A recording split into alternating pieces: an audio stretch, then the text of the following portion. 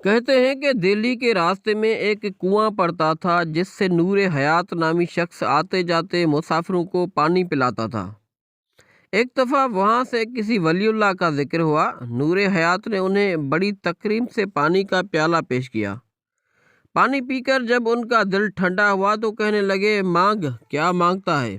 اس نے ہاتھ پھیلاتے ہوئے کہا، جو چاہیں عطا کر دے۔ انہوں نے نور حیات کی ہتھیلی پر ایک کا ہندسہ ڈال دیا۔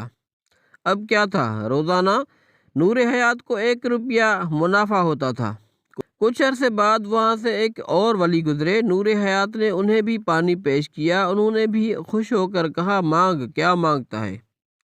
نور حیات نے ان کے آگے ہاتھ پھیلایا تو انہوں نے سوچا کہ کوئی مرد خدا ایک پہلے ہی ڈال گیا ہے، کیوں نہ میں اس کے ساتھ 0 لگا دوں؟ تو انہوں نے 0 لگا دی۔ اب نور حیات کو روزانہ 10 روپے منافع ملنا شروع ہو گیا۔ کچھ عرصہ بعد ایک اور ولی وہاں سے گزرے۔ انہوں نے بھی پانی پی کر نور حیات کی ہتھیلی پہ ایک اور 0 ڈال دی اور نور حیات کو روزانہ 100 روپیہ منافع ملتا تھا۔ تھوڑے عرصے بعد وہاں سے کسی کتب کا گزر ہوا۔ انہوں نے بھی پانی پی کر خوشی سے کہا کہ مانگو، کیا مانگتے ہو؟ نور حیات نے ان کے آگے ہاتھ پھیلایا تو انہوں نے ایک 0 کا مزید اضافہ کر دیا۔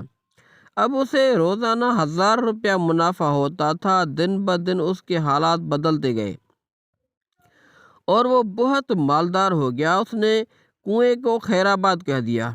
کچھ ہی ماہ گزرے تھے کہ پہلے والے درویش واپس لوٹے۔ انہوں نے جب کنواں خیر آباد دیکھا تو پوچھا، وہ شخص کہاں ہے جو مسافروں کو پانی پلاتا تھا؟ لوگوں نے کہا، حضرت، وہ یہ کار خیر چھوڑ کر اپنے کاروبار میں مشغول ہو گیا ہے۔ فرمانے لگے، مجھے اس کے پاس لے چلو۔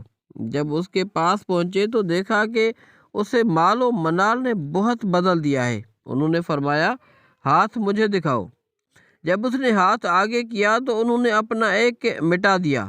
1 مٹنے کے بعد 0 کی کوئی وقعت نہ رہی۔ اسے جو روزانہ 1000 روپیہ ملتا تھا وہ بند ہو گیا، کیونکہ اصل تو وہ ایک تھا جس نے 0 کو وجود عطا کیا تھا۔ دوستو، نماز، روزہ، حج، زکوٰۃ اور دیگر عبادات 0 یہ جب تک ایک کے ساتھ ہیں ان کی قیمت 100، 1000، لاکھ، کروڑ ہے۔ اگر ان سے محبت رسول کا 1 ہٹا دیا جائے تو بے قیمت ہو جائے گی، چاہے جتنی بھی ہو۔ خدا ہمارا 1 سلامت رکھے۔